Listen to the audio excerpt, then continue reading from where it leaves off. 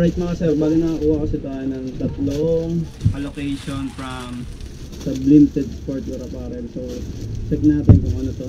But anyway, itong content kasi na to talaga is para sagutin natin si Jabar A. Ampaso. Ang sinabi niya kasi is, Papa, content mo naman, paano ka nakakaipon dyan? Ang tinatanong niya kasi is yung video natin nung nakaraan na nagbayad tayo ng monthly amortization hicks, which is nakaipon tayo ng 12k pesos tas pinambayad natin. So ayun, check muna natin to mga to, and then tsaka natin yung sagutin kung paano. So ito kasi yung una na gustong gusto ko talaga doon. Kung familiar kayo sa character niya to, Mega Man. Sobrang solid na ito boss. Sa lahat ng lahat ng nakita kong design namin nakaraan, ito yung pinaka gusto ko. So ito yung front niya. Ayan. Tapos meron siyang sa likod, Ride the Wave. Ayan. Pasensya na kayo dito sa mga sinampay kasi hindi ko pa siya natutupay. Nilabang ko siya nung Sunday. And ayun, basta hindi ako makapag hindi tayo makakilos maigi. Anyway, eto mga sir.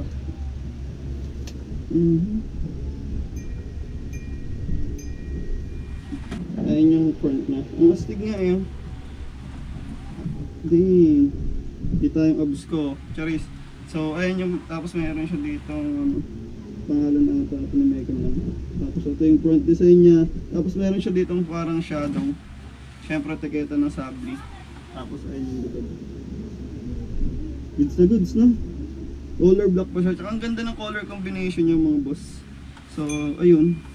And then yung next naman natin mga boss, itong green. So napamigay ko na ito nung nakaraan nung tayo di Sabli, nag-support tayo sa video nila. So ito yung front niya. Sobrang minimal lang, tapos meron ditong sublimed. Ayan. Tapos sa likod niya sublimed lang. Tapos hindi mawawala yung mga design natin dito kasi sobrang simple lang ng mga designing natin, pero talagang solid. Gustong gusto ko din tong green na to. Kahit parang hindi naman pang lalamog do. Kasi ahas talaga. Sobrang minimal niya lang. So ayan, ganyan yung yung mga boss. May SBL dito, tig-isa. Tapos ayan. Yung front niya, sublimed. Tapos meron dito mga minimal na sublimed. Tapos sa likod, ayan. Minimal lang din. So yung pangalan pala nito is two-tone green. Tapos yung isa naman is Mega Man. So ayun yung mga natin nabigay sa atin ni Sabli. Sa mga namin, pre, mga riding jersey. Tsaka sobrang solid nito kasi pag sobrang init, ramdam na ramdam ko lang yung init sa mukha ko. Pero pagdating sa katawan, goods na goods. Pero hindi pa rin kasi tayo nakakabiyahe maigi. Kahit kumikita tayo, pero sobrang uncomfortable ko pa rin talaga bumiyahe. Tapos ito naman mga boss, yung Japanese mask pangalan nito. Ang angas ng design niya, sublimed, tapos may Japanese dito, and then mask. Bali yung mga sinusot ko pala puro medium lang yung natin. So baka sa susunod small na tayo, magpapalit tayo. So ayan, mask lang din yung likod. Tapos cloud or wave ata ito, cloud and wave.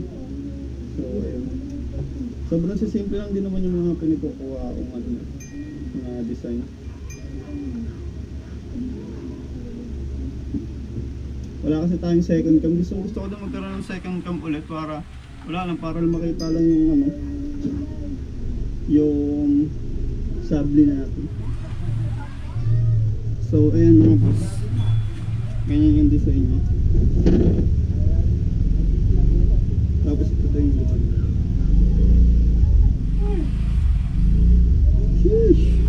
So kung gusto nyo umorder na ito mga boss, pwede kayo sa TikTok, or much better kung pupunta kayo din sa shop para makapamili kayo maigi.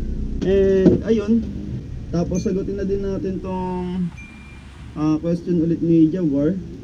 Content ko daw kung paano tayo nakakaipon. So ngayon kasi mga boss is bumiyahe tayo. Today is holiday, April 9.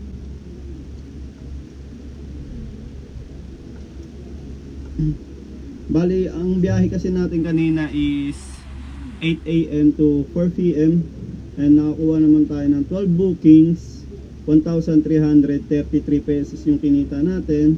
And nagkaroon naman tayo ng, sa count ko lang, bali 185. So naka 1,518 tayo.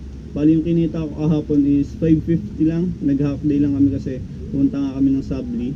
And then ngayon 1,518. So yung pinaka total na gas ko ngayon kay Hicks is 230.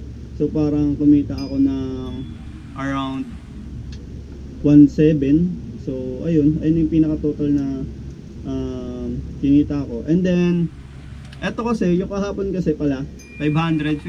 So nagtabi na ako doon ng tag 100. Tag 100 kasi yung 100 para sa budget namin dito sa bahay, and then yung 100 para dun sa iniipon ko. And ito namang 1.5, bali naka 1.5 tayo. So 20% ng 1.5 is 300. So 300 sa ipon, and then 300 naman yung lalagay ko dito sa magiging budget namin. So ganun lang naman yung ginagawa ko para makaipon ako ng 20%. Para just in case na magkaroon tayo ng problema sa maintenance, at least meron tayong dudukutin. And if ever na may kailangan tayo, magra-rate tayo, pwede din naman yun. So yun lang naman yung ginagawa kong way para makaipon pa din naman ako. And syempre shout out sa nagturo sa atin dun. Dati kasi hindi talaga ako mahilig mag kaltas-kaltas ng 20%. More on ako hindi, wag ko na i-explain. Kasi hindi ako mahilig ipon ng 20%. Iniipon ko lang ng iniipon yung pera ko. So ayun, natutunan ko lang din siya last year. So yun lang mga sir, if ever na trip nyo lang din naman na magkaroon ng extra ipon, di ba? Subukan nyo naman mag-ipon kapag kunyari naka 1K kayo. Kaltasan nyo na kahit araw-araw 100 kasi pagka kinailangan nyo ng dudukutin, at least meron kayong makukuha. Sana nasagot natin yung tanong ni Boss Javar. And then ito yung mga sasabi nga natin mga boss. Wala pa tayo may pamimigay ngayon, pero ito sa solid ng mga design na bigay sa amin ngayon. Yun lang mga sir. Thank you and peace. And gusto ko lang palang sabihin na don't forget to ask why. Please. Peace.